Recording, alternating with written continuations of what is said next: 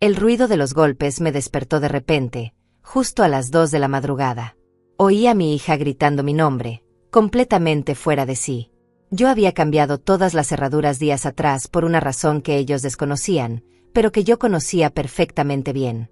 Me senté en la cama con el corazón acelerado. Las manos me temblaban mientras buscaba mis pantuflas en la oscuridad. Los golpes no cesaban.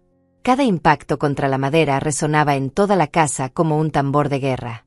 «Mamá, abre esta puerta inmediatamente». La voz de Luisa atravesaba las paredes. Era un grito desesperado, furioso, lleno de una rabia que jamás pensé escuchar de mi propia hija. La niña que había criado con tanto amor, la bebé que había arrullado en mis brazos durante noches enteras, ahora aullaba mi nombre como si fuera su peor enemiga. Me puse de pie despacio. Mis rodillas crujieron con el movimiento. 68 años pesan sobre el cuerpo, especialmente cuando has trabajado cada día de tu vida sin descanso. Caminé hacia la ventana del dormitorio y aparté apenas la cortina. Desde allí podía ver la entrada principal. Luisa estaba frente a la puerta, golpeándola con ambos puños. Llevaba el cabello suelto, despeinado, y aunque no podía ver su rostro con claridad, sus movimientos delataban su estado. Estaba descontrolada. A su lado, Diego permanecía de pie con algo en la mano. Poco después, mi yerno levantó lo que sostenía. Era un martillo grande de carpintero que brilló bajo la luz del farol de la calle. Mi sangre se heló. «Esta vez vamos a entrar, quieras o no», gritó Diego con una voz fría que me erizó la piel. No había duda en su tono. No había vacilación. Era una amenaza real, directa, peligrosa. Cerré la cortina y retrocedí. Mis piernas apenas me sostenían. ¿Cómo había llegado hasta este punto? ¿Cómo mi propia hija estaba del otro lado de esa puerta intentando entrar a la fuerza en mi casa? ¿En la casa que su padre y yo construimos con décadas de sacrificio? Respiré hondo. No podía permitir que el pánico me paralizara. Había preparado este momento. Sabía que llegaría. Durante semanas había anticipado exactamente esta escena, aunque rezaba cada noche para estar equivocada. Los golpes del martillo comenzaron. El sonido metálico contra la cerradura me hizo dar un salto. Estaban intentando forzar la entrada. Diego golpeaba con fuerza sistemática, tratando de romper el mecanismo. Pero yo había instalado cerraduras nuevas, reforzadas, de seguridad máxima. No sería tan fácil. «Mamá, por favor». Luisa había cambiado de táctica. Ahora su voz sonaba suplicante, casi llorosa. «Solo queremos hablar contigo. Estamos preocupados. Abre la puerta». Mentiras. Todo eran mentiras. Yo sabía perfectamente qué querían. Había visto los documentos. Había escuchado sus conversaciones cuando pensaban que yo dormía o que mi mente ya no funcionaba bien. Sabía exactamente lo que habían planeado para mí. Permanecí tranquila en medio de la sala, envuelta en mi bata de dormir, descalza sobre el piso frío. La casa estaba en penumbra, solo iluminada por la luz tenue que entraba desde la calle. Mis manos ya no temblaban. Había tomado una decisión hacía días y ahora solo debía ejecutarla. Entonces, detrás de mí, una voz calmada dijo: «Déjalos entrar, Aurora. Yo abro». Me giré lentamente. Amelia estaba de pie junto a la entrada del pasillo.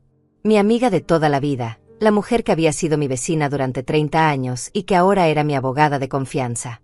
No estaba sola. A su lado había un hombre de traje oscuro con un portafolio en la mano, y 2 personas más que permanecían en las sombras del comedor. «¿Estás segura de esto?», le pregunté en voz baja, apenas un susurro que se perdía entre los golpes que seguían resonando desde afuera. Amelia asintió con firmeza. Sus ojos grises me miraron con una mezcla de compasión y determinación. «Es ahora o nunca, querida. Ellos ya cruzaron todos los límites. Es momento de que vean las consecuencias». Asentí despacio. Tenía razón. No podía seguir escondiéndome en mi propia casa, viviendo con miedo de mi propia sangre. Si habían venido hasta aquí, a las 2 de la madrugada, con un martillo y amenazas, ya no había vuelta atrás. Caminé hacia la puerta principal. Cada paso parecía pesar toneladas. Mis pies descalzos tocaban el suelo con suavidad mientras me acercaba al lugar donde del otro lado esperaban dos personas que alguna vez había amado más que a mi propia vida. Finalmente, escuché gritar a Diego cuando mis pasos resonaron cerca de la entrada. Ya era hora. Abre de una vez. Mi mano se posó sobre la manilla. Estaba fría, metálica, real. Por un segundo dudé. Por un instante brevísimo pensé en dar media vuelta, volver a mi habitación, taparme los oídos y pretender que nada de esto estaba sucediendo. Pero no podía. Ya había llegado demasiado lejos. Giré la manilla lentamente. El mecanismo se destrabó con un clic suave. Tiré de la puerta hacia adentro y la abrí de par en par. La luz de la calle inundó el recibidor. Luisa y Diego quedaron congelados en el umbral, con los ojos muy abiertos, las bocas entreabiertas, mirando no solo hacia mí sino hacia las personas que estaban detrás de mí. Amelia dio un paso al frente, saliendo de las sombras. El hombre del traje hizo lo mismo. Las otras dos personas se movieron hacia los lados, revelando su presencia. Todos nos miraban en silencio. Buenas noches, Luisa. Buenas noches, Diego, dije con una voz que sonó mucho más firme de lo que me sentía por dentro. Pasen, por favor. Creo que tenemos mucho de qué hablar. El rostro de Luisa se puso blanco como el papel. Sus labios temblaron, pero no salió sonido alguno. Diego dejó caer el martillo. El golpe metálico contra el cemento de la entrada resonó en el silencio de la madrugada como una sentencia final. Antes de continuar con lo que sucedió esa noche, necesito que entiendan quién soy yo. Necesito que sepan de dónde vengo y qué tuve que hacer para llegar hasta aquí.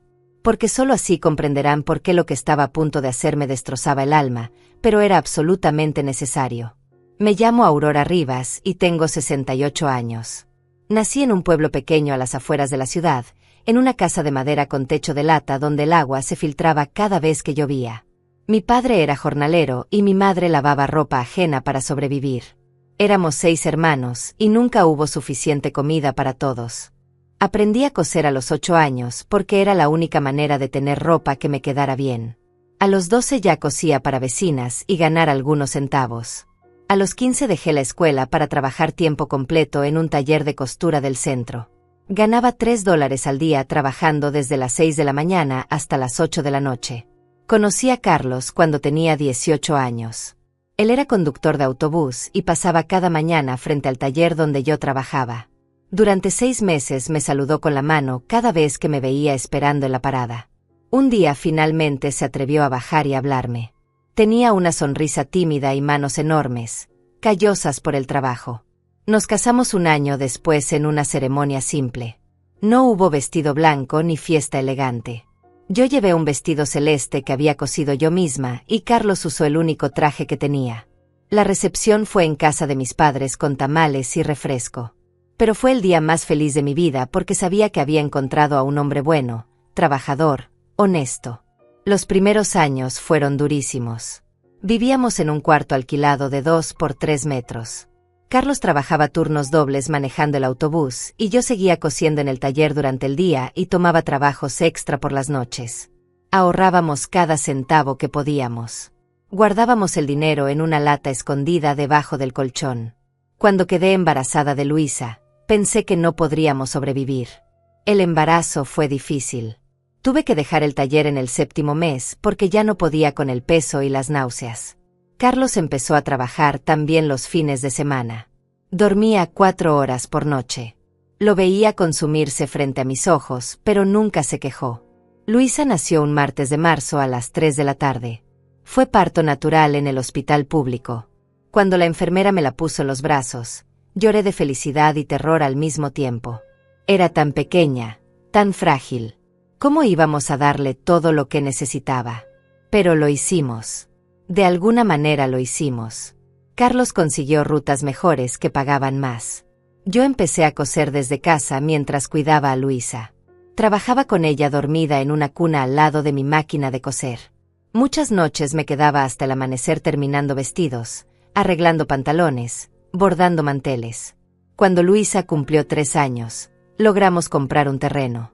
Era un lote pequeño en las afueras, sin servicios, sin nada. Pero era nuestro. Tardamos 2 años en construir la casa. Carlos y yo pusimos cada ladrillo con nuestras propias manos. Él trabajaba en la construcción los fines de semana y yo vendía todo lo que podía para comprar materiales. La casa empezó siendo solo 2 habitaciones y un baño. No teníamos piso de verdad, solo cemento alisado. Las paredes no tenían pintura. Pero era nuestra. Nadie podía echarnos. Nadie podía subirnos el alquiler. Era nuestro hogar. Luisa creció en esa casa. La vi dar sus primeros pasos en ese piso de cemento. La escuché decir sus primeras palabras recostada contra esas paredes sin pintar. Cada Navidad, aunque no tuviéramos dinero para regalos caros, hacíamos una cena especial y decorábamos con lo que podíamos. Cuando Luisa entró a la escuela, me aseguré de que tuviera todo lo que yo nunca tuve. Útiles nuevos cada año. Uniforme limpio y planchado. Merienda todos los días. Carlos y yo nos saltábamos comidas para que ella nunca pasara hambre. Comprábamos lo más barato para nosotros y lo mejor que podíamos pagar para ella. Los años pasaron así, en una rutina agotadora pero llena de propósito. Carlos seguía manejando su autobús. Yo había convertido una habitación de la casa en un pequeño taller de costura. Tenía clientas fijas que me traían trabajo constantemente. También empecé a rentar 2 habitaciones a estudiantes para tener ingresos extra. Con ese dinero pudimos ampliar la casa. Agregamos 2 habitaciones más, un comedor, y finalmente pusimos pisos de cerámica y pintamos las paredes. La casa no era lujosa pero era digna, limpia, acogedora. Cada mejora representaba meses de ahorro y sacrificio. Luisa nunca entendió eso. Para ella todo siempre estuvo ahí. Ropa limpia en el armario, comida en la mesa, casa con techo sólido. Nunca vio las noches que Carlos llegaba con dolores terribles de espalda por estar sentado 12 horas manejando. Nunca vio mis dedos hinchados y adoloridos de coser hasta la madrugada. Cuando cumplió 15 años, le hicimos una fiesta. Gastamos casi $1,000 que habíamos ahorrado durante 2 años. Ella quería un vestido específico que costaba $300. Yo lo compré aunque significaba no arreglar el techo que goteaba. Quería verla feliz. Quería darle lo que yo nunca tuve. Luisa terminó la secundaria con buenas calificaciones. Queríamos que fuera a la universidad, pero ella dijo que no le interesaba estudiar más. Quería trabajar, ganar su propio dinero, ser independiente. Carlos y yo respetamos su decisión aunque nos dolió. Consiguió trabajo en una tienda de ropa del centro comercial. Ganaba bien para su edad, pero gastaba todo. Ropa de marca, salidas con amigas, celulares nuevos cada año. Nosotros nunca le pedimos que contribuyera con los gastos de la casa. Queríamos que disfrutara su juventud. Cuando tenía 23 años, conoció a Diego. Él era 5 años mayor, decía ser abogado aunque nunca lo vimos ejercer realmente. Trabajaba en una oficina pequeña haciendo trámites legales menores. Pero se vestía bien, hablaba con seguridad, y Luisa quedó deslumbrada. Desde el principio algo en Diego me incomodó. La forma en que miraba nuestra casa, evaluando, calculando. Las preguntas que hacía sobre cuánto valía el terreno, si teníamos deudas, si yo seguía trabajando. Carlos me decía que era mi imaginación, que solo era un muchacho curioso. Se casaron 2 años después. La boda fue modesta pero digna. Gastamos $5,000 que teníamos ahorrados para emergencias. Diego no puso un centavo. Su familia tampoco apareció mucho. Eso también debió ser una señal de alerta. Al principio vivieron con nosotros. Dijeron que era temporal mientras ahorraban para su propio lugar. Pero los meses pasaron y ellos no ahorraban nada. Diego siempre tenía excusas. Que había gastos inesperados, que necesitaban un auto mejor, que Luisa quería redecorar su habitación. Carlos empezó a cansarse, pero yo lo convencía de tener paciencia. Era nuestra hija. Necesitaba nuestro apoyo. Eventualmente se irían. Pero pasaron 2 años y seguían ahí, viviendo gratis, sin contribuir, y cada vez más exigentes. Entonces Carlos enfermó. Tenía 62 años cuando empezó con los dolores en el pecho. Los ignoró durante semanas hasta que un día colapsó en medio de su ruta. Lo llevaron directo al hospital. Infarto masivo. Sobrevivió, pero los médicos dijeron que no podía seguir trabajando. Su corazón estaba demasiado débil. Fue devastador.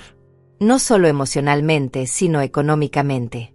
La pensión de Carlos era mínima, apenas $400 al mes. Yo seguía cosiendo, pero a mi edad ya no podía trabajar las mismas horas. Las manos me dolían constantemente por la artritis. Carlos vivió 3 años más después de ese infarto. 3 años en los que lo vi apagarse lentamente como una vela que se consume. Ya no podía trabajar, apenas podía caminar sin cansarse. Pasaba los días sentado en el sillón de la sala mirando por la ventana, viendo pasar la vida que ya no podía vivir plenamente. Yo me convertí en todo. Esposa, enfermera, sostén económico de la casa. Me levantaba a las 5 de la mañana para prepararle el desayuno y sus medicinas. Luego cosía durante horas mientras él descansaba. Por las tardes le daba sus tratamientos, lo acompañaba a caminar por el jardín, le leía el periódico porque sus ojos ya no veían bien. Las noches eran lo peor. Carlos se despertaba con pesadillas, con dolores, con el miedo constante de que el próximo infarto sería el último. Yo lo abrazaba en la oscuridad y le susurraba que todo estaría bien, aunque por dentro me moría de terror de perderlo. Luisa y Diego seguían viviendo con nosotros. Prometían ayudar, pero sus ayudas nunca llegaban. Diego siempre tenía excusas. Que su trabajo no pagaba bien, que tenían gastos, que pronto todo mejoraría. Mientras tanto comían de nuestra comida, usaban nuestros servicios, vivían bajo nuestro techo sin aportar casi nada. Hubo momentos en que pensé en pedirles que se fueran. Carlos me lo sugirió varias veces. Pero Luisa era mi hija. Cada vez que juntaba el valor para hablar con ella, me miraba con esos ojos que conocía desde que nació y mi corazón se ablandaba. Pensaba que eventualmente madurarían, que entenderían, que las cosas cambiarían. Los medicamentos de Carlos costaban casi $300 al mes. El seguro cubría solo una parte. Tuve que vender joyas que había guardado durante años. Un anillo que Carlos me regaló en nuestro 10º aniversario. Unos aretes de oro que fueron de mi madre. Cada venta me partía el corazón, pero no había alternativa. Una noche, 2 años después del infarto, Carlos me llamó a la habitación. Estaba sentado en la cama con una expresión seria que no le había visto antes. Tenía un sobre en las manos. Aurora, necesito que me escuches con atención, me dijo con voz débil pero firme. He estado pensando mucho sobre qué pasará cuando yo ya no esté. No digas eso, lo interrumpí con lágrimas en los ojos. Vas a estar bien. El doctor dijo que si te cuidas. Aurora, por favor. Ambos sabemos la verdad. Me tomó la mano con ternura. Necesito que me prometas algo. Cuando yo me vaya, protege esta casa. Protege todo lo que construimos. No dejes que nadie te quite lo que es tuyo. No entendí completamente lo que quería decir en ese momento. Pensé que eran solo preocupaciones de un hombre enfermo. Pero Carlos sabía algo que yo aún no quería ver. Él había notado cosas. Las miradas de Diego evaluando la casa. Las conversaciones susurradas que se detenían cuando él entraba. Los comentarios casuales sobre herencias y testamentos. Carlos murió una madrugada de invierno. Yo estaba dormida a su lado cuando su respiración simplemente se detuvo. No hubo drama, no hubo dolor visible. Su corazón cansado finalmente se rindió. Me desperté y supe de inmediato que se había ido. La habitación se sentía diferente, más fría, más vacía. El funeral fue simple. No teníamos dinero para algo elaborado. Usé los últimos ahorros que quedaban para darle una despedida digna. Luisa lloró durante la ceremonia, pero no tanto como esperaba. Diego estuvo serio, apropiado, pero sus ojos seguían calculando, observando quién venía, qué decían, cómo reaccionaban. La casa se sintió enorme sin Carlos. Cada rincón guardaba su recuerdo. El sillón donde se sentaba todavía tenía la marca de su cuerpo. Su taza de café seguía en el estante. Sus pantuflas junto a la cama. Durante semanas no pude moverlas. Era como si al dejarlas ahí, una parte de él siguiera conmigo. La pensión de Carlos se detuvo, por supuesto. Ahora solo tenía mi trabajo de costura y el dinero que me daban los 2 estudiantes que rentaban habitaciones. En total, unos $600 al mes.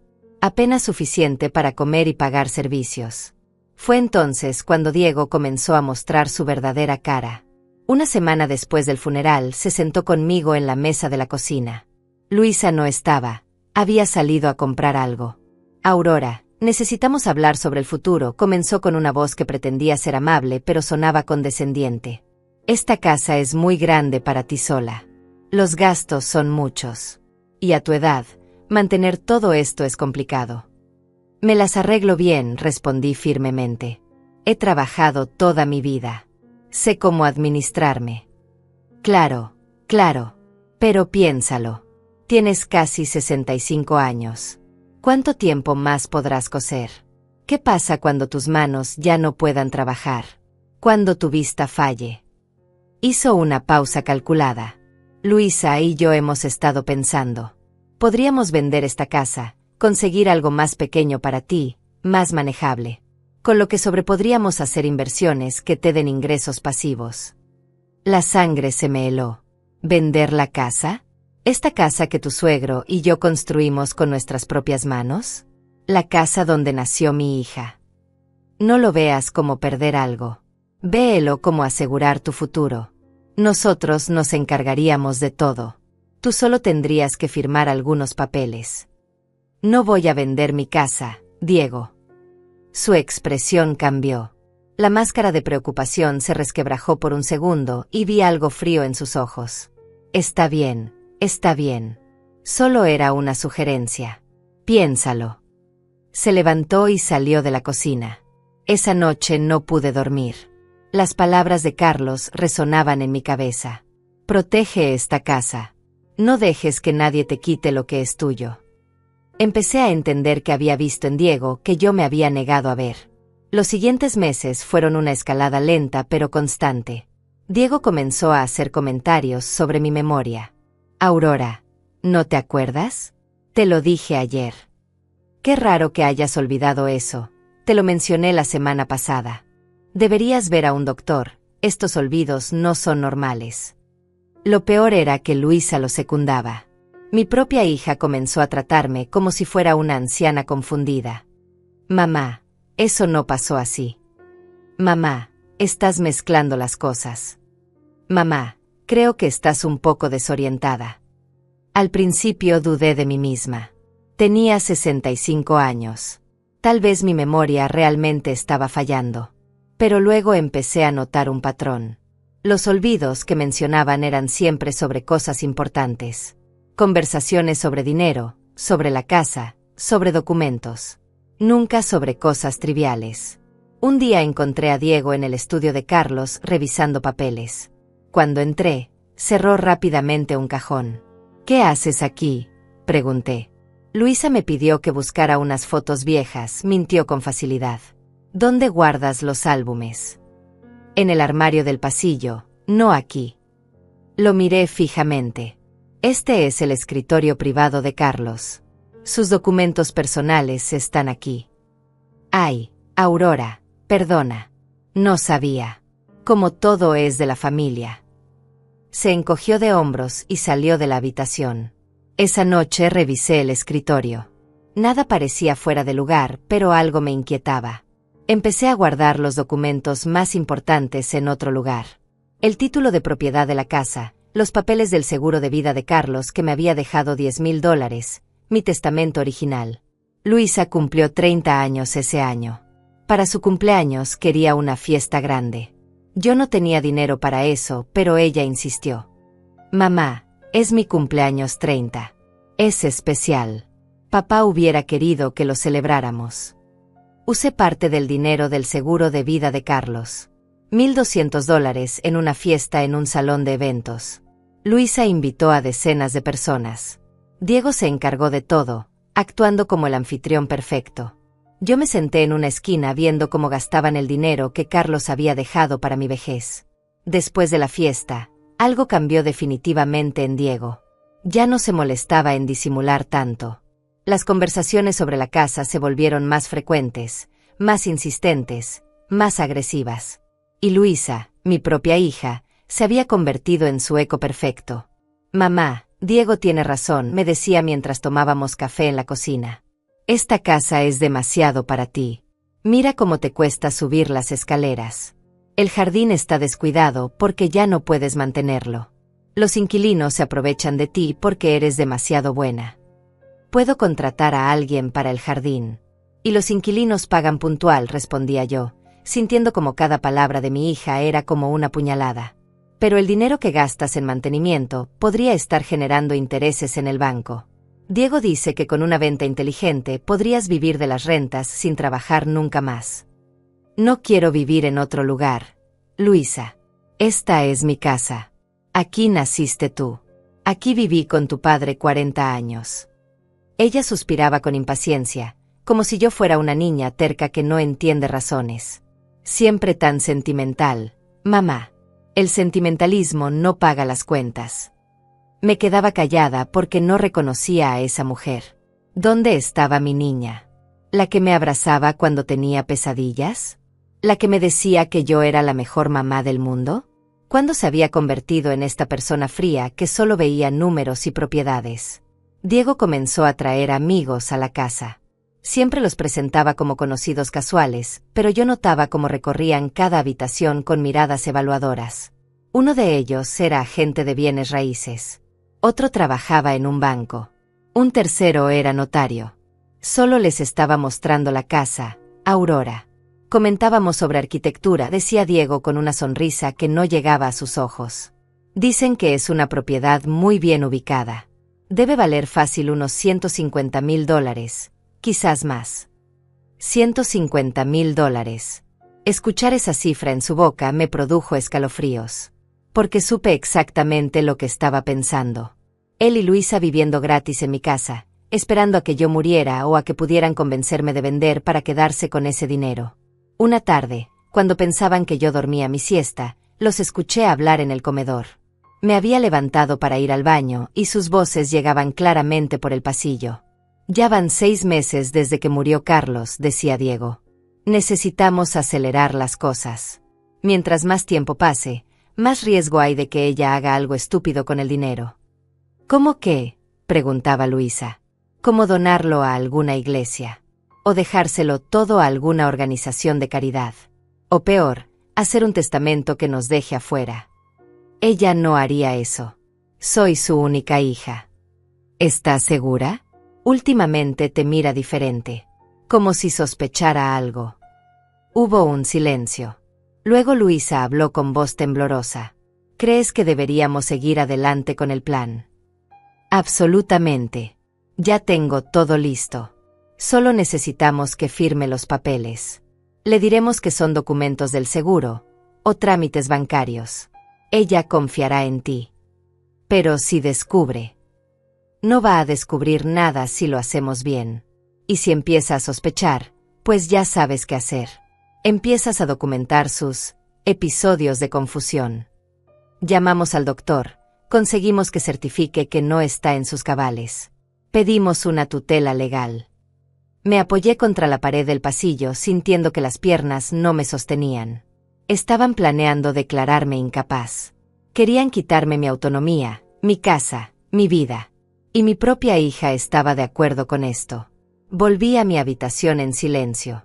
Me senté en la cama que había compartido con Carlos durante décadas y lloré como no había llorado ni siquiera en su funeral. Porque esto era peor que la muerte. Esto era traición. Esto era ver a tu única hija convertirse en tu peor enemiga. Esa noche tomé una decisión. No iba a quedarme de brazos cruzados esperando a que me destruyeran. Carlos me había advertido. Me había pedido que protegiera lo nuestro. Y eso iba a hacer. Al día siguiente, cuando Diego y Luisa salieron, revisé toda la casa. Busqué en sus habitaciones, en sus cajones, en sus pertenencias. Me sentí terrible haciéndolo, pero necesitaba saber con qué estaba lidiando. Lo que encontré me heló la sangre. En el portafolio de Diego, escondido entre otros papeles, había documentos legales. Un borrador de solicitud de interdicción. Mi nombre estaba ahí, junto con argumentos sobre mi supuesta incapacidad mental. Había notas sobre síntomas de demencia que yo supuestamente mostraba. Todo era mentira, cada palabra, pero estaba tan bien documentado que parecía real. También encontré contactos de médicos privados. Números subrayados con la nota dispuesto a cooperar por $2,000. Estaban planeando comprar un diagnóstico falso. Iban a pagarle a un doctor para que certificara que yo no estaba en mis cabales. Había más. Borradores de poderes legales que me quitarían el control de mis propias finanzas. Documentos de bancos sobre cómo abrir cuentas conjuntas obligatorias. Información sobre hogares de ancianos y sus costos mensuales. Lo entendí todo en ese momento. El plan completo. Iban a declararme incapaz, tomar control de mi dinero y mi casa, venderlo todo, quedarse con el efectivo y meterme en algún asilo barato donde pudiera pudrirme mientras ellos disfrutaban de lo que Carlos y yo habíamos construido. Fotografié cada documento con manos temblorosas. Guardé las fotos en una memoria USB que escondí en el dobladillo de unas cortinas viejas. Luego devolví todo exactamente como estaba. No podía confrontarlos todavía. No sin ayuda. No sin un plan. Si los enfrentaba ahora, acelerarían su cronograma. Podrían volverse violentos. Necesitaba ser más inteligente que ellos. Recordé a Amelia, mi vecina de toda la vida. Habíamos sido amigas durante 30 años. Ella había sido abogada antes de retirarse. Si alguien podía ayudarme, era ella. Al día siguiente, pretextando ir al mercado, fui a su casa. Amelia me recibió con su sonrisa cálida de siempre, pero su expresión cambió cuando vio mi rostro. Aurora, ¿qué pasa? Te ves terrible. Me derrumbé. Le conté todo. Cada detalle, cada conversación, cada documento que había encontrado. Amelia escuchó en silencio, su rostro volviéndose más serio con cada palabra. Cuando terminé, ella se quedó pensativa durante largos minutos. Finalmente habló. Aurora, esto es muy grave. Esto es conspiración para cometer fraude. Es abuso de anciano. Podrían ir a prisión por esto. No quiero mandar a mi hija a prisión, susurré. Solo quiero protegerme. Quiero que me dejen en paz. Entiendo. Pero necesitas actuar rápido. Si ellos presentan esos documentos ante un juez y consiguen un dictamen médico favorable, aunque sea fraudulento, te va a costar mucho revertirlo. Amelia me tomó las manos. Necesitas blindarte legalmente. Ahora mismo. Durante las siguientes semanas, Amelia se convirtió en mi aliada secreta. Me ayudó a hacer un nuevo testamento, uno sólido que Diego y Luisa no podrían impugnar fácilmente. Establecimos un fideicomiso para proteger la casa.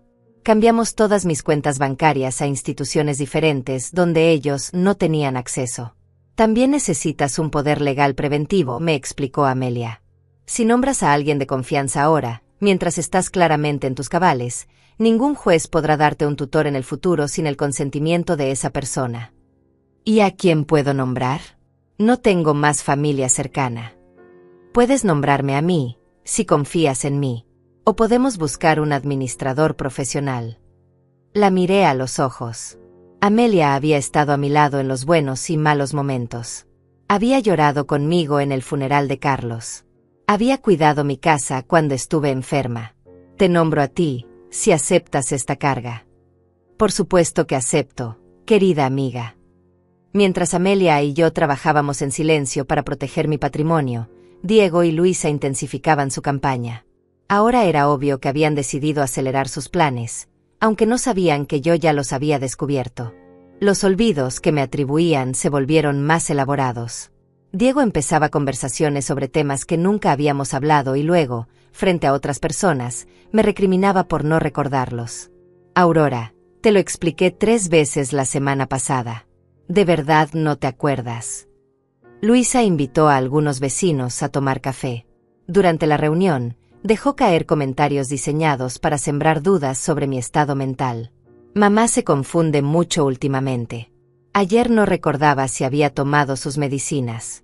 Tuve que revisar los frascos para estar segura. Yo no tomaba ninguna medicina regular. Era una mentira descarada. Pero los vecinos la miraban con compasión, como si fuera una hija abnegada cuidando de su madre enferma. El otro día salió sin decirle a nadie, continuaba Luisa con voz preocupada. La encontramos horas después caminando por el parque, completamente desorientada. Nos dijo que había ido a buscar a mi papá. Pobrecita, a veces olvida que él ya murió. Otra mentira. Yo había ido al parque esa tarde a caminar, como hacía habitualmente. Pero la forma en que Luisa lo contaba sonaba como el relato de una anciana senil. Vi las miradas de los vecinos llenándose de lástima y preocupación. Lo más retorcido era que no podía defenderme sin parecer exactamente lo que ellos querían que pareciera, una mujer mayor en negación sobre su deterioro mental. Si protestaba demasiado, si me enojaba, solo reforzaba su narrativa.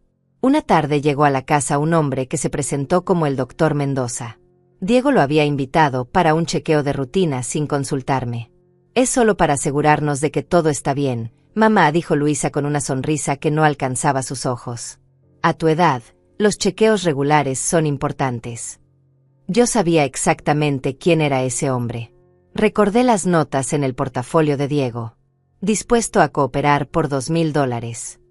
Este era el médico corrupto que iban a pagar para certificar mi incompetencia. El doctor Mendoza me hizo preguntas aparentemente inocentes. ¿Qué día era hoy? ¿Quién era el presidente? ¿Podía recordar 3 palabras que me decía? Pero había algo falso en todo el procedimiento.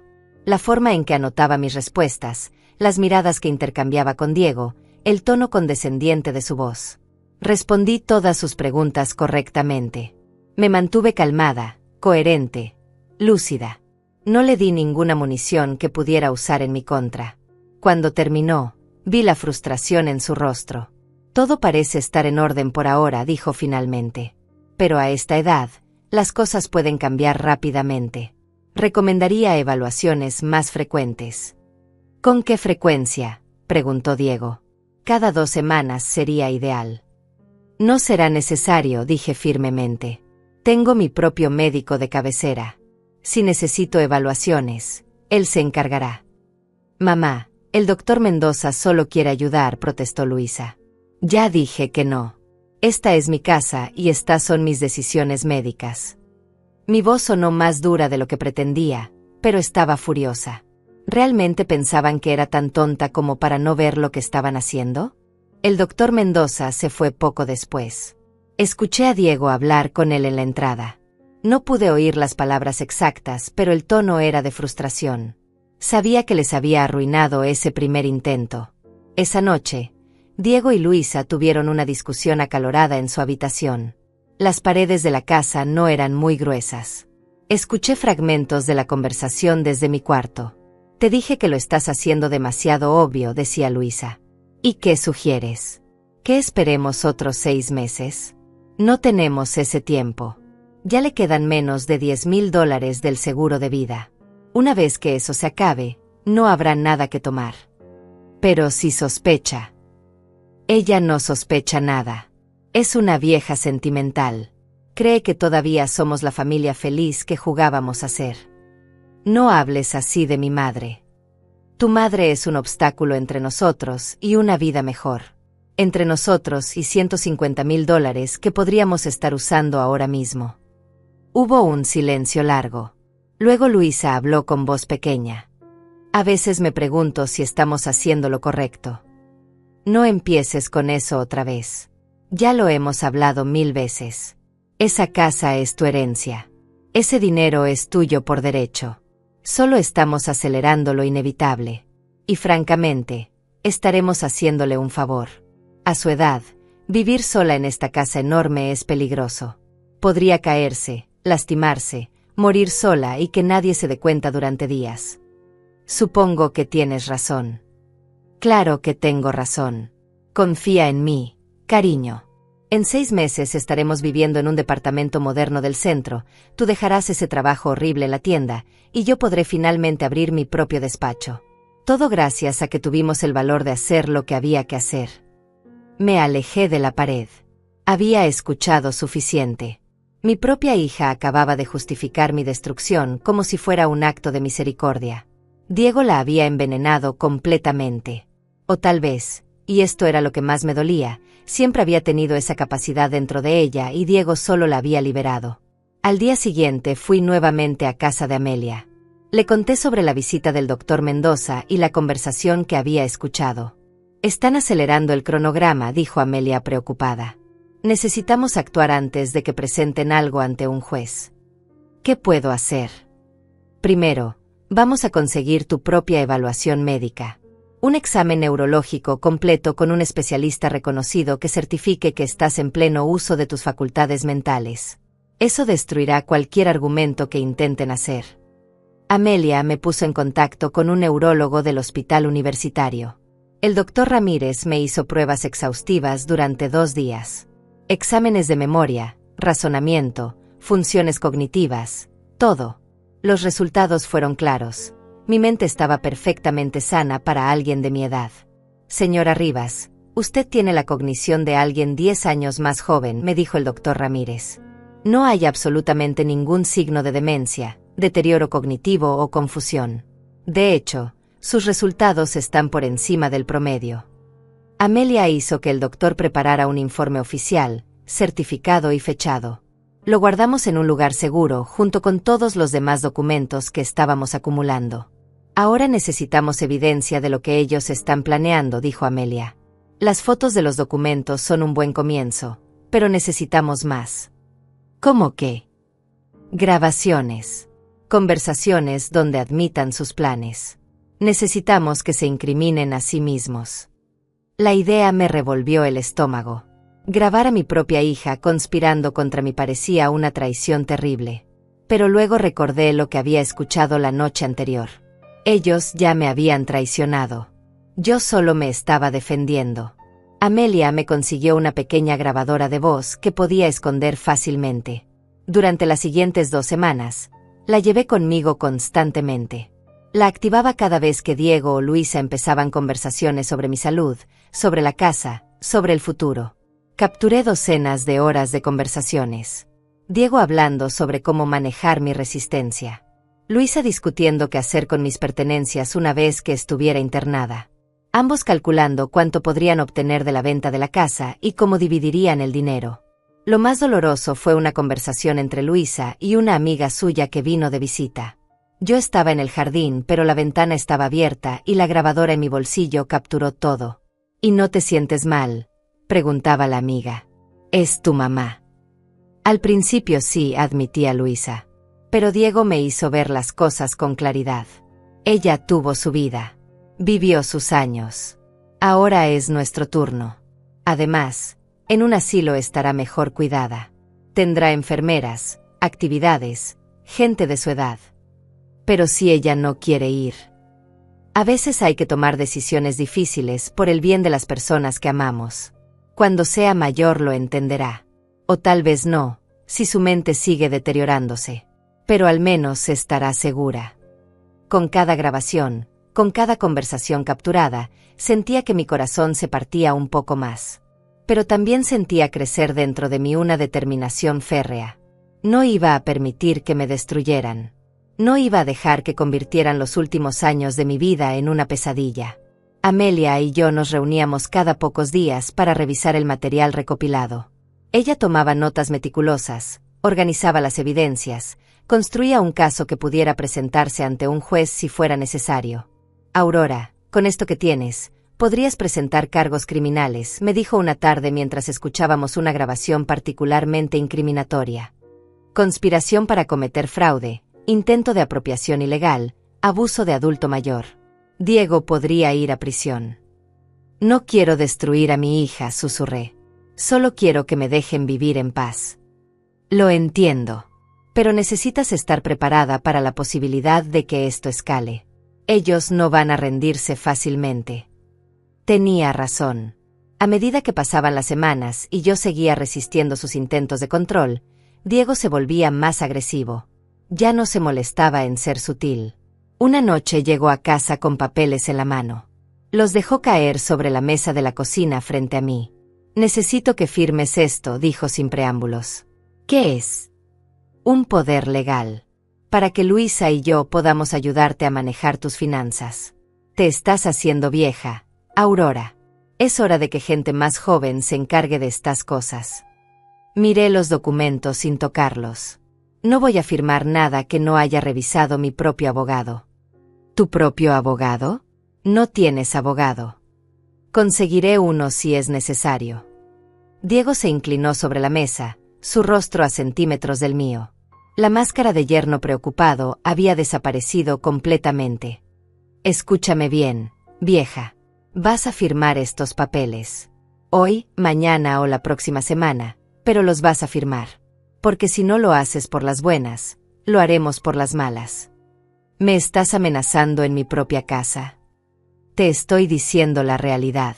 Puedes cooperar y hacer esto fácil para todos, o puedes resistirte y convertirlo en algo feo. Tu elección. Me puse de pie con las piernas temblando, pero la voz firme. Fuera de mi cocina. Ahora. Esta también es mi casa. Vivo aquí. Vives aquí porque yo lo permito. Y eso puede cambiar en cualquier momento. Diego soltó una carcajada amarga. ¿Vas a echarme? ¿A mí y a tu hija? Adelante. Inténtalo.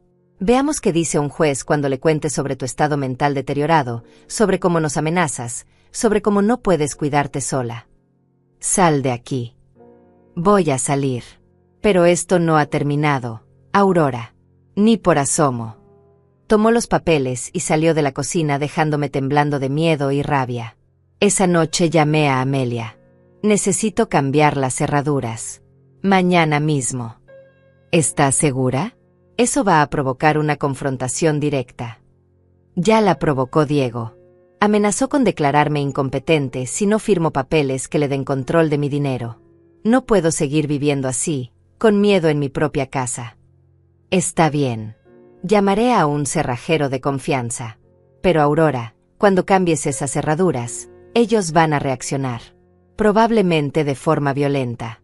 Necesitas estar preparada. Lo estoy. Al día siguiente, cuando Diego y Luisa salieron a trabajar, el cerrajero llegó. En 2 horas había cambiado todas las cerraduras de la casa. Puertas principales, puerta trasera, puertas de las habitaciones. Amelia vino y se quedó conmigo. ¿Qué vas a hacer cuando regresen?, preguntó. Voy a decirles que ya no son bienvenidos aquí, que tienen una semana para recoger sus cosas. Van a pelear. Que peleen. Esta es mi casa. Luisa llegó primero, alrededor de las 6 de la tarde. Intentó abrir la puerta con su llave. Escuché cómo la giraba 1, 2, 3 veces sin resultado. Luego golpeó. «Mamá, la puerta no abre.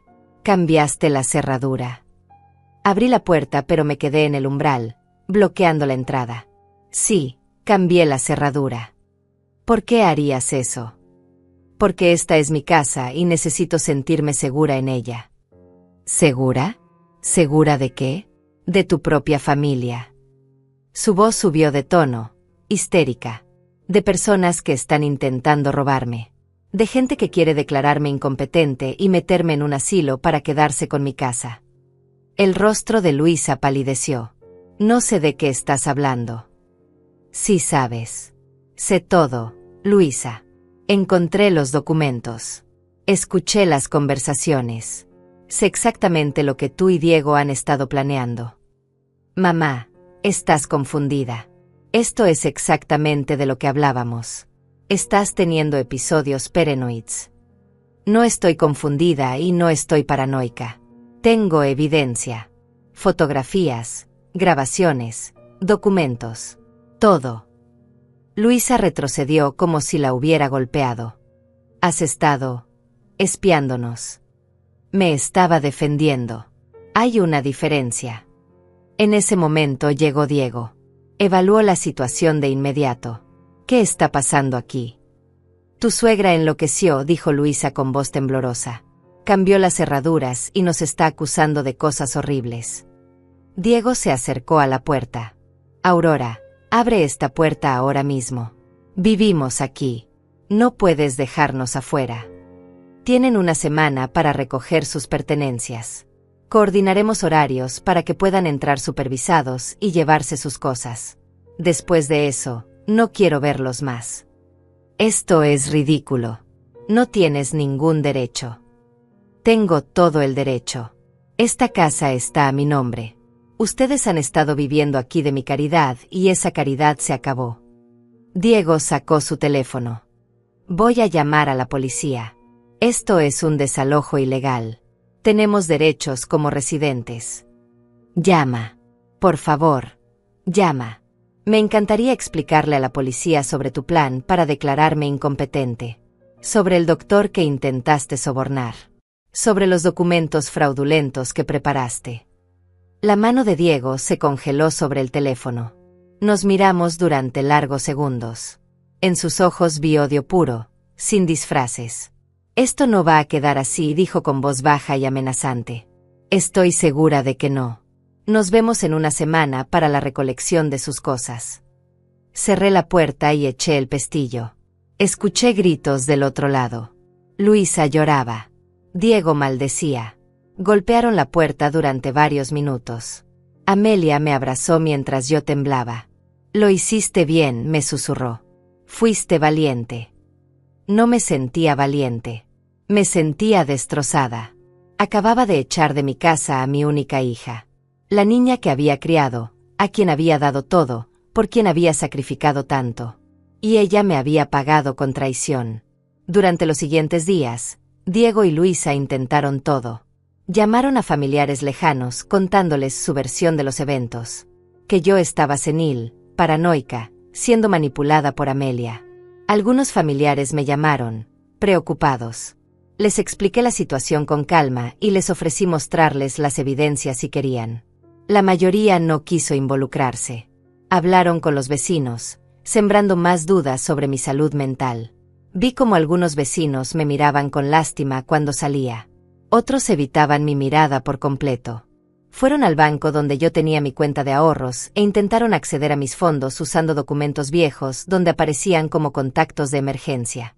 El banco, afortunadamente, se negó sin una orden judicial. Una semana después, tal como habíamos acordado, llegaron con una camioneta para recoger sus cosas. Amelia había contratado a 2 hombres grandes como testigos y seguridad. No quería que hubiera ningún altercado. La mañana que acordamos para que recogieran sus pertenencias amaneció fría y gris. Yo apenas había dormido. Pasé la noche entera repasando cada decisión que me había llevado a este momento, preguntándome si habría alguna otra forma de resolver esto sin llegar a este punto de ruptura total. Amelia llegó temprano con los 2 hombres que había contratado. Se llamaban Alejandro y Juan, ambos de una empresa de seguridad privada. Eran profesionales, serios, y su sola presencia me hacía sentir más segura. ¿Estás lista?, me preguntó Amelia tomando mi mano. No, pero hay que hacerlo de todas formas. Diego y Luisa llegaron exactamente a las 10 de la mañana con una camioneta rentada. Traían cajas de cartón y a un amigo de Diego para ayudar con los muebles pesados. Cuando vieron a Alejandro y Juan parados en la entrada, Diego apretó la mandíbula. ¿En serio, Aurora? ¿Guardias de seguridad? ¿Tanto nos tienes miedo? No es miedo. Es precaución. Tienen 3 horas para sacar sus cosas. Todo lo que esté en su habitación pueden llevárselo. Nada más. Luisa pasó junto a mí sin mirarme. Tenía los ojos rojos e hinchados, como si hubiera pasado días llorando. Una parte de mí quería abrazarla, consolarla, decirle que todo estaría bien. Pero la parte más fuerte, la parte que había visto los documentos y escuchado las grabaciones, se mantuvo firme. Empezaron a sacar cajas. Ropa, zapatos, artículos personales. Los observaba desde la sala mientras Amelia tomaba fotografías de todo lo que salía de la casa. Documentación, me había explicado. Por si luego dicen que te quedaste con algo que les pertenecía. Diego intentó entrar al estudio de Carlos. Alejandro le bloqueó el paso. Esa habitación no está incluida, dijo con voz tranquila pero firme. Tengo documentos personales ahí dentro. No tienes nada ahí dentro. Esa habitación ha estado cerrada desde que Aurora cambió las cerraduras. Mientes. Yo trabajaba en ese estudio. Sin permiso. Revisando documentos que no te pertenecían. Aurora está al tanto de todo. Vi como el rostro de Diego se ponía rojo de rabia. Por un momento pensé que iba a intentar forzar su paso, pero Juan se acercó también. Diego no era tonto. Retrocedió. Esto es abuso, masculló entre dientes. Abuso de anciano. La estás manipulando, le gritó a Amelia. Aprovechándote de una mujer mayor confundida para quedarte con su casa. Amelia sonrió fríamente. Puedes presentar una denuncia si quieres. De hecho, Te animo a que lo hagas. Será interesante cuando el juez vea toda la evidencia que tenemos contra ti. Diego se calló. Sabía que estaba en terreno peligroso. La tensión aumentó cuando Luisa comenzó a llevarse cosas que claramente no eran suyas. Un jarrón que había sido de mi madre. Unas fotografías enmarcadas de la familia. Cuando intentó tomar un reloj antiguo que Carlos había heredado de su padre, intervine. Eso no te pertenece, Luisa. Era de papá. Ahora es mío. No, no lo es. El testamento de tu padre especificaba que todas sus pertenencias personales quedaban en mi custodia. Ese reloj se lo dejaré a tu hija Catarina cuando tenga edad. ¿Mi hija? Ahora te acuerdas de que tienes una nieta. La voz de Luisa estaba cargada de veneno. Hace semanas que no la dejas venir a visitarte. No la he dejado venir porque ustedes intentaban usarla como herramienta emocional. La última vez que estuvo aquí, Diego le pidió que me convenciera de firmar papeles. Tiene 9 años. Luisa. Estaban manipulando a una niña. Luisa dejó caer el reloj en la mesa. Sus manos temblaban. Te has convertido en una persona horrible. Amargada. Egoísta. Me he convertido en una persona que se defiende. Hay una diferencia. Nos diste todo siempre. ¿Qué cambió? Que descubrí que querían robarme.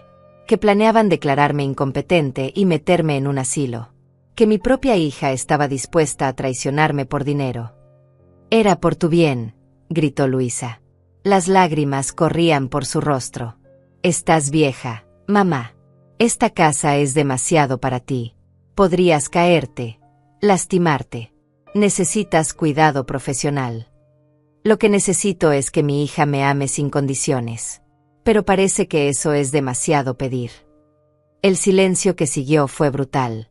Luisa me miró con una mezcla de dolor y rabia que jamás olvidaré. Luego se dio vuelta y continuó empacando. 2 horas después, la camioneta estaba casi llena. Diego intentó un último movimiento. Sacó unos papeles de su bolsillo. Tengo aquí una carta de un psiquiatra certificando que Aurora Rivas presenta signos evidentes de deterioro cognitivo y necesita supervisión legal inmediata. Amelia extendió la mano. Déjame ver eso. Diego le entregó el documento con una sonrisa satisfecha. Amelia lo leyó y luego soltó una carcajada. Esto es una falsificación tan mala que es casi cómica. El doctor que supuestamente lo firmó perdió su licencia hace 2 años por fraude. Está en los registros públicos. ¿De verdad pensaste que esto funcionaría? La sonrisa de Diego desapareció. Es un documento legal válido. Es papel basura que podrías usar para encender tu chimenea. Y el hecho de que intentes usarlo solo agrega más evidencia al caso que Aurora podría presentar contra ti. Amelia le devolvió los papeles. Intenta presentar esto ante un juez. Por favor. Será divertido ver cómo te arrestan por presentar documentos falsos ante una corte. Diego arrugó los papeles y los metió en su bolsillo. Esto no termina aquí, Aurora. Voy a pelear. Voy a demostrar que no estás en tus cabales. Voy a conseguir el control de esta casa y de tu dinero. Y cuando lo haga, te vas a arrepentir de haberme tratado así. Las amenazas también fueron grabadas, dijo Amelia señalando su teléfono en la mesa. Sigue hablando. Estás construyendo nuestro caso por nosotros. Finalmente terminaron. La camioneta estaba llena de cajas y muebles. Diego subió a la cabina sin decir una palabra más. Luisa se quedó parada en la entrada, mirándome con ojos suplicantes. Mamá, por favor. Todavía podemos arreglar esto. Podemos hablar, llegar a un acuerdo. No tiene que terminar así. Debiste pensar en eso antes de conspirar con tu marido para robarme. Nunca fue robar. Esa casa es mi herencia. Ese dinero eventualmente será mío. Solo queríamos. ¿Acelerar mi muerte? ¿Anticipar mi incapacidad? ¿Robarme mis últimos años de dignidad? No era así. Tú no entiendes. Entiendo perfectamente. Ahora vete. Y no vuelvas a menos que sea para pedir perdón de verdad. No disculpas a medias. No justificaciones. Perdón real. Luisa abrió la boca como para decir algo más, pero finalmente se dio vuelta y caminó hacia la camioneta. La vi subir, y luego observé cómo el vehículo se alejaba por la calle hasta desaparecer. Me quedé de pie en la entrada de mi casa durante largos minutos. La casa que Carlos y yo construimos. La casa donde habíamos criado a nuestra hija. La casa que ahora se sentía vacía y fría sin ella. Aurora, ven adentro, dijo Amelia suavemente. Estás temblando. Tenía razón. Estaba temblando de pies a cabeza. No de frío, sino de la descarga emocional de lo que acababa de pasar. Dejé que Amelia me guiara hasta el sofá. Lo hiciste bien, me dijo mientras me traía té caliente. Sé que fue difícil, pero lo hiciste bien. No se siente bien. Se siente como si hubiera perdido a mi hija. La perdiste hace tiempo, querida. Solo que recién ahora te estás dando cuenta. Pasé los siguientes días en una neblina. Caminaba por la casa que de repente parecía demasiado grande, demasiado silenciosa. La habitación donde Luisa y Diego habían vivido estaba vacía salvo por algunas manchas en la pared donde habían colgado cuadros. Las miré durante horas preguntándome cómo había llegado a este punto. Pensé que con su partida vendría la paz. Que finalmente podría respirar tranquila en mi propia casa. Pero no fue así. Porque Diego había dicho la verdad en algo. Esto no había terminado. Y él no era del tipo que se rendía fácilmente. 3 días después de que se fueran, comenzó la verdadera guerra. Diego presentó una demanda judicial solicitando mi interdicción por incapacidad mental. El documento legal llegó a mi casa un martes por la mañana, entregado por un oficial judicial que me miró con lástima mientras me pedía que firmara el recibo. Llamé a Amelia de inmediato. Ella vino y leyó los documentos con expresión cada vez más seria. Esto es grave, Aurora. Están alegando que representas un peligro para ti misma, que has mostrado comportamiento errático, paranoia, y que necesitas un tutor legal que maneje tus asuntos. ¿Pueden hacer eso? Después de todo lo que hicieron. Pueden intentarlo. Y con el juez equivocado, podrían tener éxito, al menos temporalmente. Amelia dejó los papeles sobre la mesa. Pero tenemos ventajas. Tenemos tu evaluación neurológica reciente. Tenemos evidencia de su conspiración. Y tenemos tiempo para preparar una defensa sólida. Los siguientes días fueron una pesadilla de preparativos legales. Amelia me puso en contacto con un abogado especializado en derecho de familia y protección de adultos mayores. Se llamaba José Herrera y tenía reputación de ser implacable en corte. Señora Rivas, me dijo en nuestra primera reunión, voy a ser completamente honesto con usted. Estos casos son difíciles porque los jueces tienden a ser cautelosos. Prefieren errar del lado de la protección, incluso si eso significa limitar las libertades de personas perfectamente capaces. Entonces puedo perder. No si presentamos un caso sólido. Y usted tiene un caso muy sólido. Pero necesito que esté preparada para que esto se ponga feo. Van a atacar su carácter, su salud mental, su capacidad de juicio. Van a traer testigos que dirán cosas horribles sobre usted. Tenía razón. La campaña de desprestigio comenzó casi inmediatamente. Diego contactó a todos los que conocíamos contándoles su versión de los eventos. Según él, yo era una anciana confundida que había sido manipulada por Amelia, quien supuestamente quería quedarse con mi casa. Algunos vecinos comenzaron a evitarme por completo. Otros me miraban con una mezcla de lástima y desconfianza. Una señora con quien había tomado café durante años me detuvo en la calle. Aurora, ¿es verdad que echaste a tu propia hija de tu casa en medio de la noche? No fue en medio de la noche. Fue un proceso legal y ordenado. Pero es tu hija.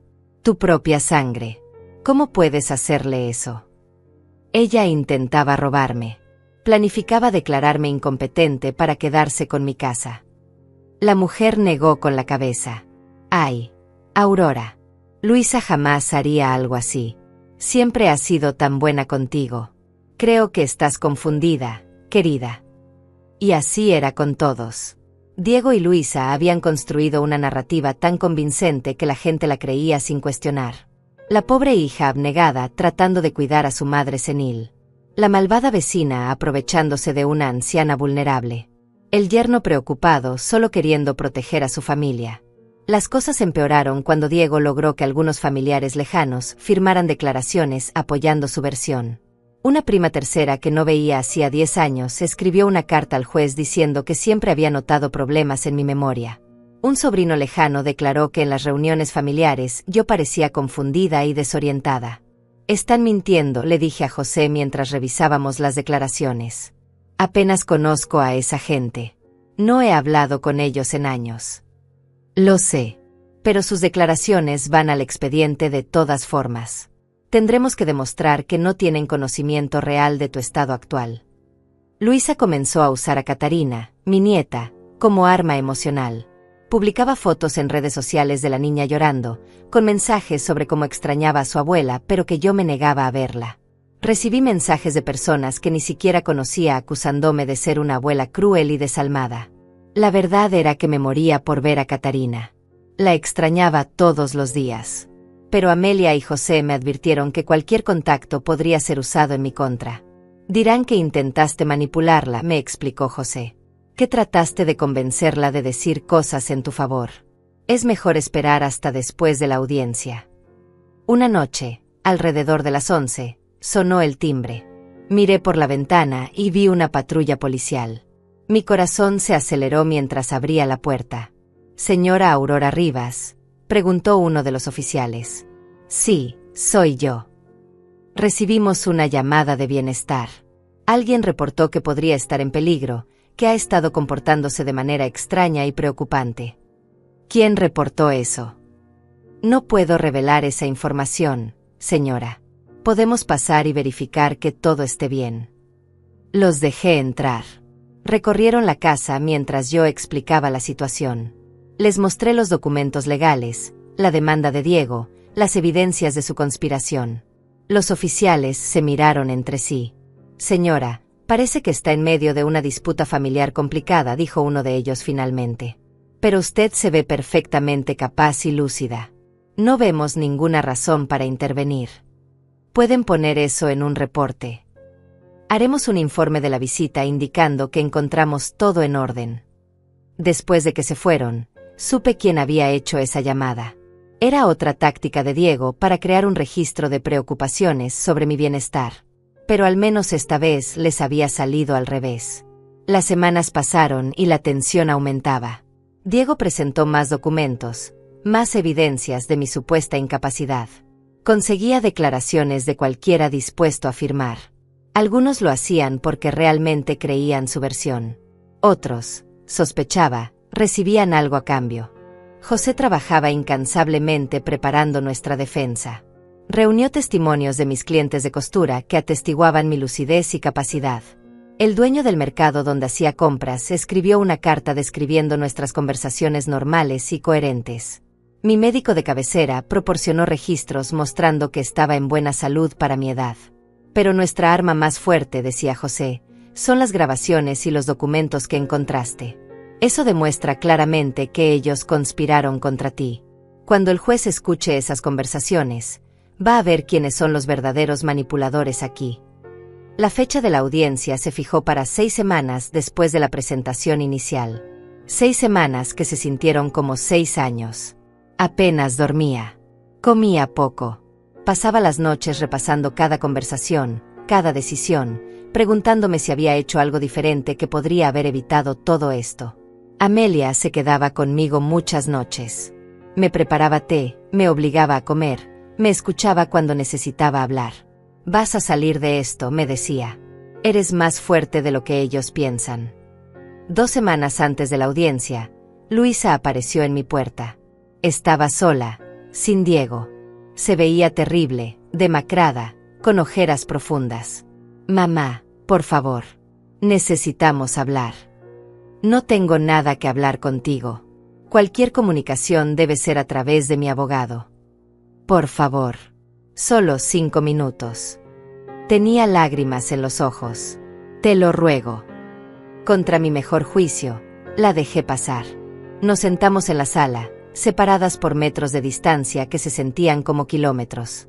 «Diego no sabe que estoy aquí», comenzó. «Si se entera, se va a enojar mucho». «¿Y eso te importa? Te has convertido en su títere perfecto». No es así. Yo pensé que estábamos haciendo lo correcto. Diego me convenció de que era por tu bien, que te estábamos protegiendo. ¿Protegiendo? Planeando robarme es protegerme. Luisa se cubrió el rostro con las manos. Lo sé. He estado tan confundida. Diego dice una cosa, tú dices otra. Ya no sé qué es verdad. La verdad está en los documentos que encontré, en las conversaciones que grabé, en las intenciones reales detrás de todas sus acciones. Si retiro mi apoyo a la demanda, podrías perdonarme. Mi corazón dio un vuelco. ¿Lo harías? ¿Irías contra Diego? Hubo un largo silencio. Vi la lucha interna en su rostro. Finalmente, negó con la cabeza. No puedo. Es mi esposo. Tengo que apoyarlo. Entonces viniste a pedirme perdón, pero no estás dispuesta a hacer nada para ganártelo. Vine a pedirte que retires los cargos. Que dejes que Diego maneje tus finanzas.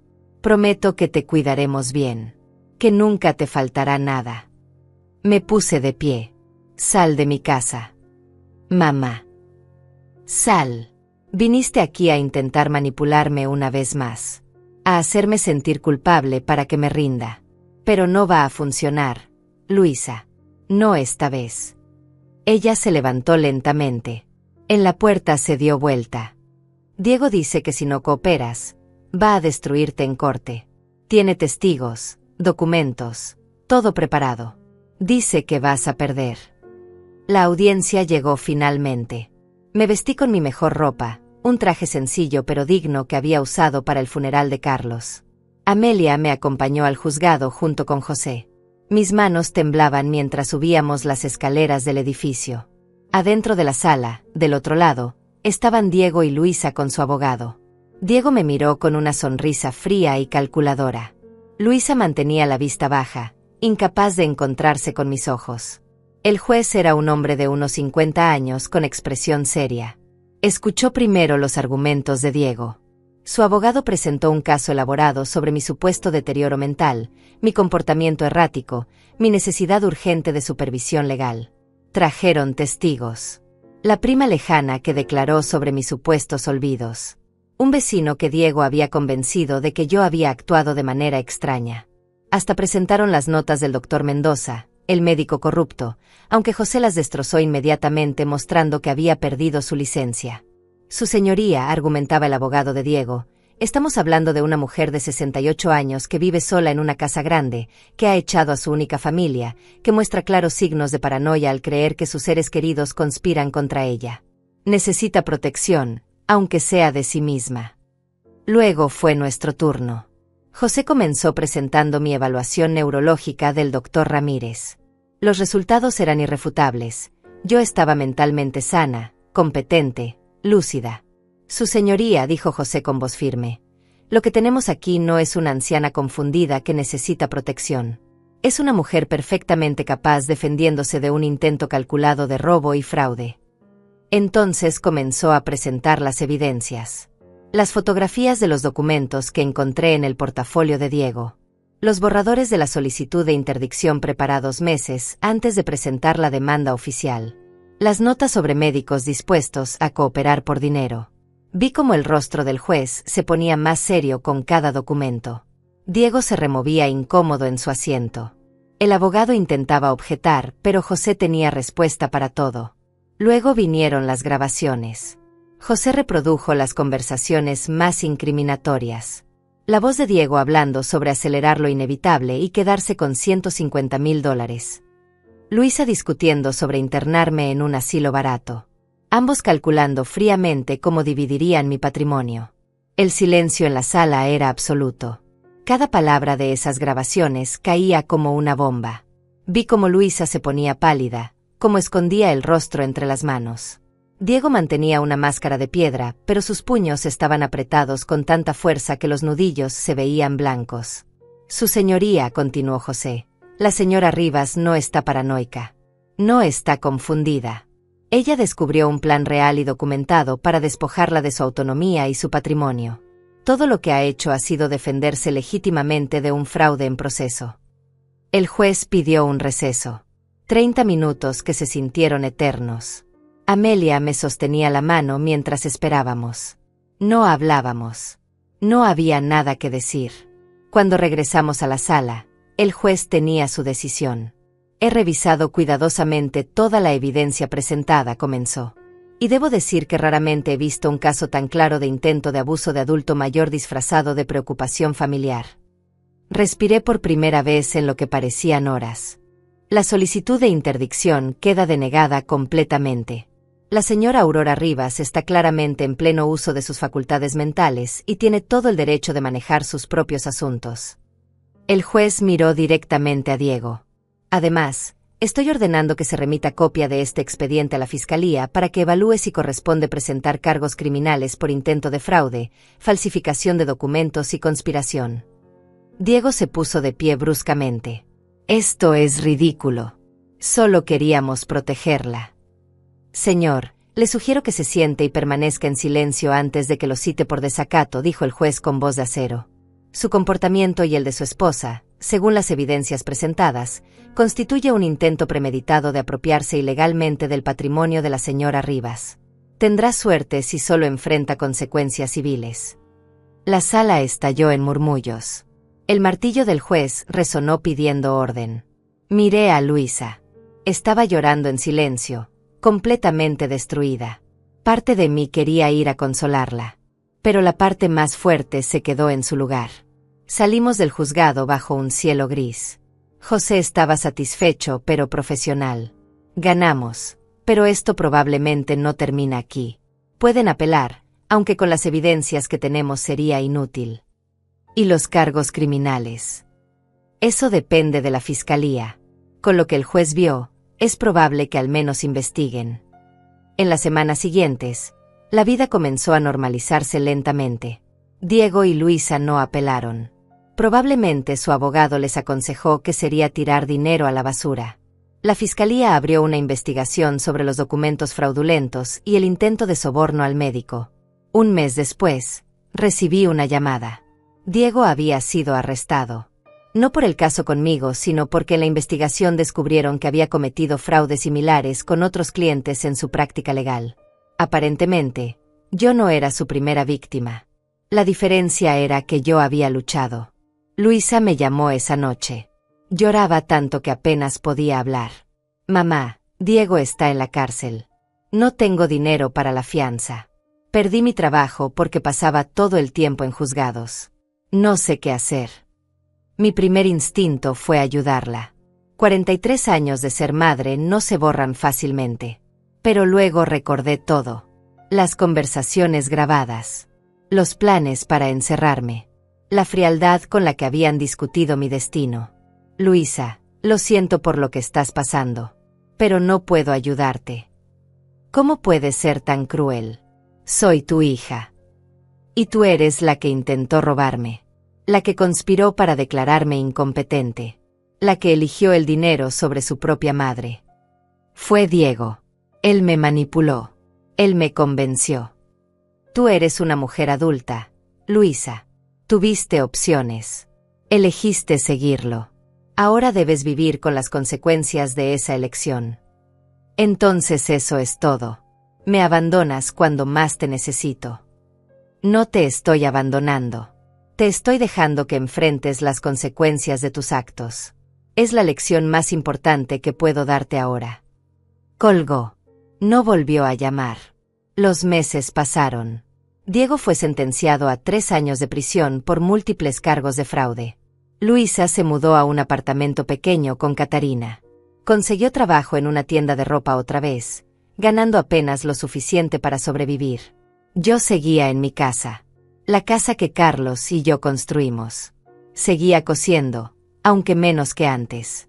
Había convertido una habitación en un pequeño taller donde daba clases de costura a jóvenes del barrio. Me mantenía ocupada, útil. Amelia seguía siendo mi mejor amiga. Cenábamos juntas varias veces por semana. Jugábamos cartas. Hablábamos de la vida, de los errores, de las segundas oportunidades. Las tardes eran las más difíciles. Cuando el sol comenzaba a ponerse y la casa se llenaba de sombras largas. Era entonces cuando la soledad me pesaba más. Cuando me preguntaba si había valido la pena. Si proteger mi dignidad justificaba perder a mi hija. No tenía una respuesta clara. Algunos días pensaba que sí, que había hecho lo correcto. Otros días me despertaba llorando, extrañando a la niña que Luisa había sido antes de que Diego la envenenara. 6 meses después de la sentencia de Diego, una tarde lluviosa de otoño, sonó el timbre. Abrí la puerta y encontré a Catarina parada en el umbral. Tenía 10 años ahora, más alta, con el rostro de Luisa cuando era niña. «Hola, abuela», dijo tímidamente. «Catarina, ¿qué haces aquí? ¿Dónde está tu madre?» «Está esperando en el auto. Me dijo que preguntara si podíamos hablar contigo». Miré hacia la calle. El auto viejo de Luisa estaba estacionado frente a mi casa. Podía ver su silueta en el asiento del conductor. «Dice que no espera que la perdones», continuó Catarina, «pero que quiere intentar reconstruir algo. Aunque sea poco. Aunque tome años». Mi corazón se partió y se reparó 1000 veces en ese momento. Miré a mi nieta, tan inocente, tan ajena a toda la oscuridad que había sucedido entre su madre y yo. «Dile a tu madre que puede venir. Pero solo si está lista para decir la verdad. Sin excusas. Sin justificaciones. La verdad completa». Catarina corrió de vuelta al auto. Vi cómo hablaba con Luisa. Luego, lentamente, mi hija bajó del vehículo y caminó hacia la casa. Se veía destrozada. Más delgada, con líneas de cansancio profundas en el rostro. Cuando llegó a la puerta, sus ojos finalmente encontraron los míos. «Mamá, yo intenté robarte. Estuve de acuerdo con planes horribles. Elegí el dinero sobre ti. Mereces odiarme». «No te odio, Luisa. Te he amado cada día de tu vida. Pero no puedo confiar en ti. No sé si algún día podré hacerlo de nuevo». «Lo entiendo. Y no te pido que confíes. Solo, ¿podríamos intentar algo? ¿Visitas supervisadas con Catarina? ¿Conversaciones ocasionales? No busco tu dinero. No busco tu casa. Solo, no quiero que mi hija crezca sin conocer a su abuela». La miré durante largos segundos. Amelia me había advertido sobre esto. «Será una trampa», había dicho.